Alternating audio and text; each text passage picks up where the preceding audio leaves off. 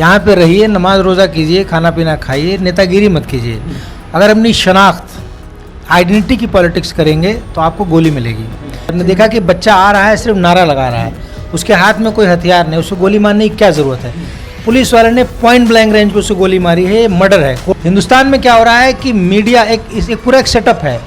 Media आप पे इल्ज़ाम लगाती है कि आप चोर हैं और लोग मान लेते हैं कि आप चोर है, पुलिस उस पर एक्शन ले लेती है। लेकिन इसमें मुसलमानों से कहना चाहता हूँ कि थोड़ा सा सब्र करिए, इंतज़ार कीजिए। जुल्म तो जुल्म है, बढ़ता है तो मिट जाता है, खून तो खून है, बहता है तो जम जाता है। देखिए कि पुलिस अपने ईगो को कैसे सेटिस्फाई कर रही कि MIM है, मजलिस इत्तेहादुल मुस्लिमीन, इनको जो है सिंपल मेमोरेंडम देने के लिए इनको जेल भेजना है। ये पुलिस क्या करती है कि हम पर धारा लगाए थे कि हमने थाने के अंदर मारपीट की है। 30 लोगों को एक साथ जेल भेज दिया जाता है इस गर्मी के मौसम में, बगैर किसी गुनाह के, बगैर किसी जुर्म के। जिसको अरेस्ट करवाने के लिए हम जा रहे हैं वो आज़ादी से घूम रहा है, उसको पूरा पुलिस प्रोटेक्शन है, उसके फेवर में, उसके सपोर्ट में पूरा हिंदुस्तान का मीडिया खड़ा है, बीजेपी खड़ी है, इतना राइट विंग खड़ा हुआ है। सब लोग ट्वीट कर रहे हैं कि we stand with Nupur Sharma and Naveen Jindal. लेकिन जो लोग उसको अरेस्ट कराने के लिए जा रहे हैं, सिर्फ पीसफुली डिमांड कर रहे हैं, वो कहीं गोली खा रहे हैं, कहीं पर डिटेन हो रहे हैं, कहीं पर अरेस्ट हो रहे हैं, और बहुत बड़ी तादाद में लोगों के बुलडोज़र से घर गिराए जा रहे हैं। देखिए, हिंदुस्तान में मुसलमान जो है एक पॉलिटिकल अछूत है, सियासी अछूत है, हमें बना दिया गया है। ये भाजपा की तारीख रही है, जो वो करती है उसका क्रेडिट नहीं लेती। वो दंगे वो करवाती है, लेकिन कभी ये नहीं कहती कि हम दंगा करवाते हैं। कॉन्स्टिट्यूशन को नहीं मानती है, लेकिन कॉन्स्टिट्यूशन को हमेशा कहती है मानते हैं। वो तिरंगे को नहीं मानती है, लेकिन वो कहती नहीं तिरंगा को हम मानते हैं। वो गोडसे को चाहती है कि 500 के नोट पे आए, लेकिन वो कहती नहीं है, गांधी की तारीफ करती है वो।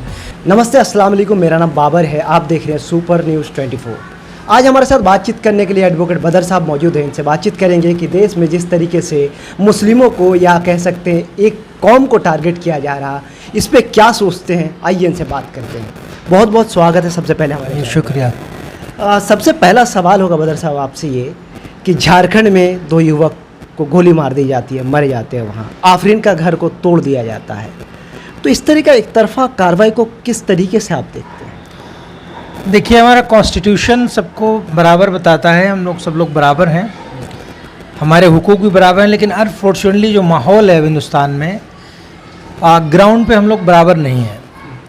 एक कम्युनिटी कहीं ना कहीं सेकंड क्लास से होते हुए थर्ड क्लास सिटीजन की तरफ पहुंच रही है। और पुलिस का एक्शन तो आप जानते हैं कि पुलिस डायरेक्टली जो है कहीं ना कहीं होम मिनिस्ट्री के कंट्रोल में आती है।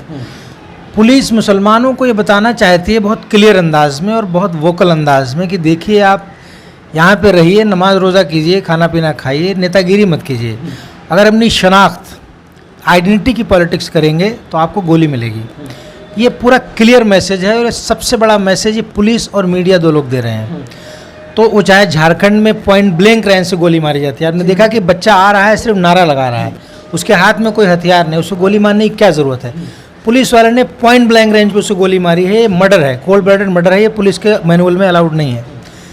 दूसरे भी जो गोलियां लगी हैं उन पे भी वहाँ पर आंसू गैस से गोले छोड़े जा सकते थे, फायर करने की ज़रूरत नहीं थी। लेकिन क्योंकि पुलिस में भी ये नफ़रत भरी हुई है, उसको भी एक मौका मिला हुआ है कि भाई सरकार अब ऐसी है जो हमें इजाज़त दे रही है इस तरह की नफ़रत को फैलाने की, या जो नफ़रत भरी है उसका इस्तेमाल करने की। तो पुलिस भी उसका फ़ायदा उठा रही है, वो चाहे झारखंड हो, चाहे यूपी हो, चाहे दिल्ली हो। आपने दिल्ली में देखा क्या हुआ, ठीक है। तो वो हर जगह है, क्योंकि सरकार की तरफ से गो हेड है कि हाँ ठीक है, तुम्हारा मौका है, जो करना है कर लो। सरकार और प्रशासन कहीं ना कहीं इस तरह की कार्रवाई के बाद वो ढूल पीटते नज़र आ रहे हैं कि हमने कर दिया, जो एक्यूज्ड है उसके खिलाफ हमने कार्रवाई कर दी, इस तरह की चीज़ें दिख रहा है। तो आप क्या कहना चाहेंगे? देखिए, अक्यूज तो सिर्फ अक्यूज होता है ना, उसके खिलाफ जुर्म साबित तो नहीं हुआ है। मुलजिम और मुजरिम में फ़र्क होता है। हिंदुस्तान में क्या हो रहा है कि मीडिया एक पूरा एक सेटअप है। मीडिया आप पे इल्ज़ाम लगाती है कि आप चोर हैं, और लोग मान लेते हैं कि आप चोर है, पुलिस उस पर एक्शन ले लेती है। यानी जज वकील का कोई काम, अदालत का कोई काम नहीं है, और ना ही कोई लीगल प्रोसीजर का काम है। 2 मिनट में फैसला हो जाता है, और बुलडोज़र जाकर के घर मकान गिरा देता है। अब ये कार्रवाई कब तक चलेगी, कितना टाइम, ये डार्क एज जो है, ये तारीख टाइम जो है कब तक रहेगा, ये देखने वाली बात है। लेकिन इसमें मुसलमानों से कहना चाहता हूँ कि थोड़ा सा सब्र करिए, इंतज़ार कीजिए। जुल्म तो जुल्म है, बढ़ता है तो मिट जाता है, खून तो खून है, बहता है तो जम जाता है। देखिए पुलिस स्टेट, अभी हम पुलिस की बात कर रहे थे ना, हिंदुस्तान पूरी तरह से एक पुलिस स्टेट है। पुलिस स्टेट का मतलब है एक नेगेटिव टर्म है, यहाँ पे डेमोक्रेसी और कानून नहीं चल रहा है। अब देखिए कि उन 30 दिल्ली MIM के 30 लोगों को, 34 नहीं 30 लोगों को जो है एक साथ डिटेन किया जाता है और उनको जेल में डाल दिया जाता है। जुर्म क्या है उनका? उनको DCP ने खुद बुलाया कि आप हमारे यहाँ आ जाइए, 2 गाड़ियों की परमिशन दी इन गाड़ी के नंबर के साथ कि आप ये 2, पहले तो जंतर मंतर पे उनको प्रोटेस्ट करना था नवीन जिंदल और नुपुर शर्मा को गिरफ्तारी कराने के लिए, तो उसकी इजाज़त नहीं मिली। फिर DCP ACP ने कहा कि आप थाने आ जाइए, 2 गाड़ियाँ लेके आइएगा, आप हमें मेमोरेंडम दे दीजिए प्रेसिडेंट और प्राइम मिनिस्टर को।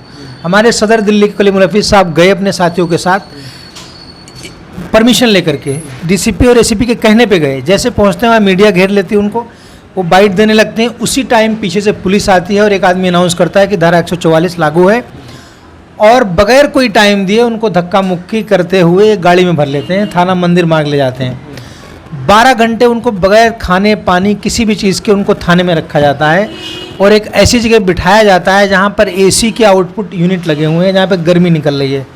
48 डिग्री टेम्परेचर में AC के आउटपुट के पास बिठाया गया। फिर बार बार ACP ये कहता है कि हम जी आपको छोड़ देंगे 6 बजे के बाद।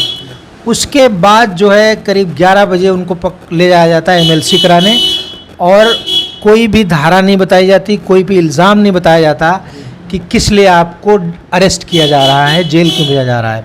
ठीक है, वो कहते हैं कि आप पटियाला हाउस थाने आ जाइएगा, आप कल बेल ले लीजिएगा। हम पटियाला हाउस, हमारी वकीलों की टीम पहुंचती है, मैं जिसमें खुद था, तो उसमें जो है पता चलता है कि हमारे अभी तक FIR नहीं दी गई, पुलिस FIR देने से मना कर रही है। जज साहब से कह करके हमने FIR ली। FIR में देखा जाता है कि उन्होंने एक इल्ज़ाम लगाया कि इन लोगों ने हमारे साथ मारपीट की है। अब ये बताइए कि पार्लियामेंट स्ट्रीट थाना जो है चारों तरफ से कैमरे से पूरी तरह सर्विलेंस में CCTV की, थाने के बाहर भी और अंदर भी।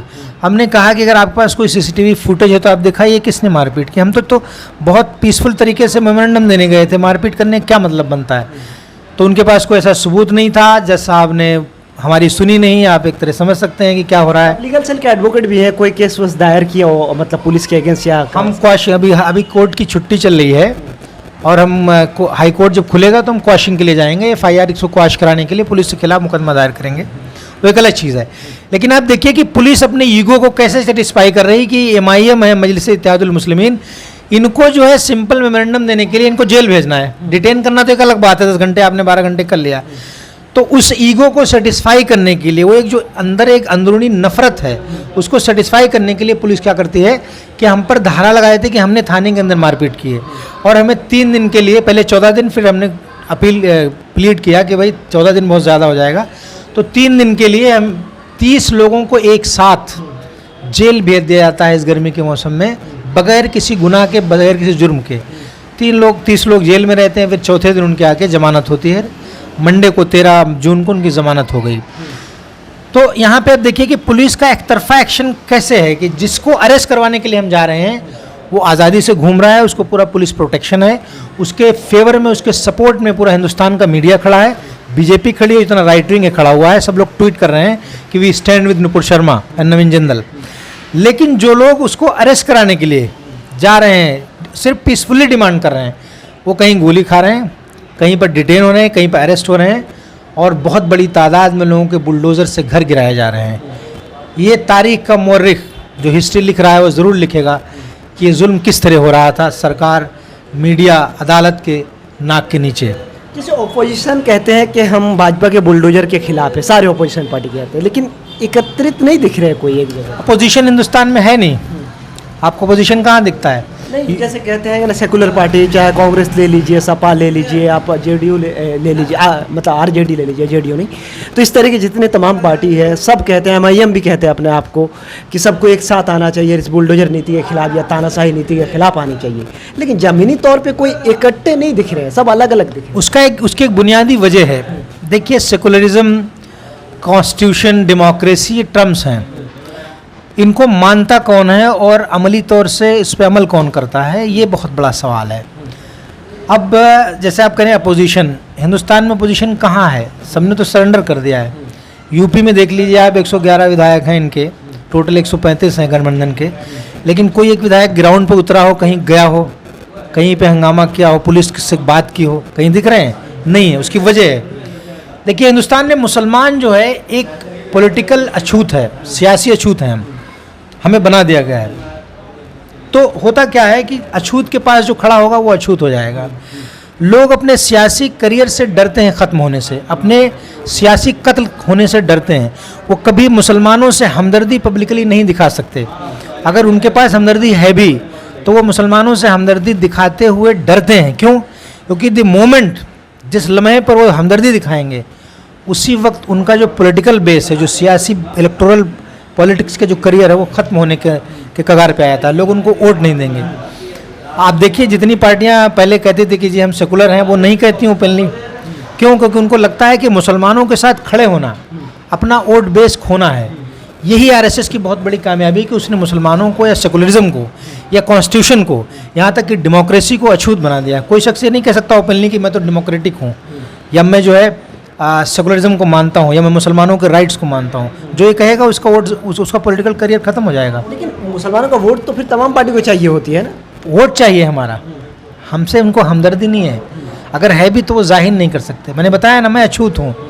अगर कोई पॉलिटिकल सियासी पार्टी मेरे साथ खड़ा होना चाहती है, वोट तो मेरा लेगी, वो लेते रहे हैं, लेकिन वो ओपनली मेरा सपोर्ट नहीं कर सकते। क्यों? क्योंकि वो उनको लगेगा कि अगर वो मेरा सपोर्ट करेंगे तो उनका जो मेजॉरिटी वोट है वो खत्म हो जाएगा। चलिए, भाजपा कहते हैं अराजक तत्वों के खिलाफ है हम, भाजपा कहते हैं शांति चाहते हैं देश में, भाजपा कहते हैं गलत नहीं होने चाहिए देश में, लेकिन भाजपा नुपुर शर्मा की गिरफ्तारी नहीं कर रहे अभी तक। क्या कहना चाहेंगे सर? देखिए, भाजपा की तारीख रही है, जो वो करती है उसका क्रेडिट नहीं लेती। वो दंगे वो करवाती है, लेकिन कभी ये नहीं कहती कि हम दंगा करवाते हैं। कॉन्स्टिट्यूशन को नहीं मानती है, लेकिन कॉन्स्टिट्यूशन को हमेशा कहती है मानते हैं। वो तिरंगे को नहीं मानती है, लेकिन वो कहती नहीं तिरंगा को हम मानते हैं। वो गोडसे को चाहती है कि 500 के नोट पे आए, लेकिन वो कहती नहीं है, गांधी की तारीफ करती है वो। तो भाजपा जो कहती है और जो करती है उसमें फ़र्क है। सबसे बड़ा दूसरी पार्टियों में और भाजपा में, आरएसएस के लॉबी में ये है कि जो वो करते हैं वो कहते नहीं, और जो कहते हैं वो करते नहीं है। तो भाजपा जो ये कह रही है कि जी वो अमन और शांति के फेवर में है, दंगाइयों के फेवर में नहीं है, उसका एग्जैक्ट अपोजिट मानिए आप। यही है बस। तो नुपुर शर्मा की गिरफ्तारी हो पाएगी नहीं, क्या लग रहा है? देखिए, नुपुर शर्मा की गिरफ्तारी हो भी सकती है, लेकिन कुछ बड़ा एक्शन नहीं होगा उस पर। छोटी मोटी छानबीन होगी, पूछताछ होगी और छोड़ दिया जाएगा, ऐसा हो सकता है। अभी इम्कान नहीं लग रहा।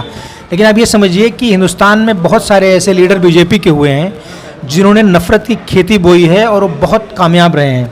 यहाँ तक कि प्राइम मिनिस्टर बने हैं लोग। और वो तो छोड़िए, बीजेपी, कांग्रेस की सरकार होते हुए भी उन पर FIR नहीं दर्ज हुई। मसला ये है कि हिंदुस्तान का जो हिंदुत्व है उसको सभी लोग बचाना चाहते हैं दुनिया में। नुपुर शर्मा के खिलाफ FIR हुई है, एक्शन हो भी सकता है छोटा मोटा, लेकिन ये आप लिख लीजिए कि नुपुर शर्मा बीजेपी की बहुत बड़ी नेता बन के निकलेंगी। हमारे साथ बातचीत करने के लिए बहुत बहुत धन्यवाद बदर साहब। तो ये थे एडवोकेट बदर साहब, जिन्होंने कहा बेबाकी तरह से सारे सवालों का जवाब दिया। इन्होंने कहा कि कहीं ना कहीं बीजेपी के और करनी में और कथनी में बहुत फ़र्क है, क्योंकि जो बीजेपी कहती है उससे बिल्कुल उलट काम करते हैं। फिलहाल हमें दीजिए इजाज़त। आगे की तमाम खबरों के लिए देखते रहिए सुपर न्यूज़ 24।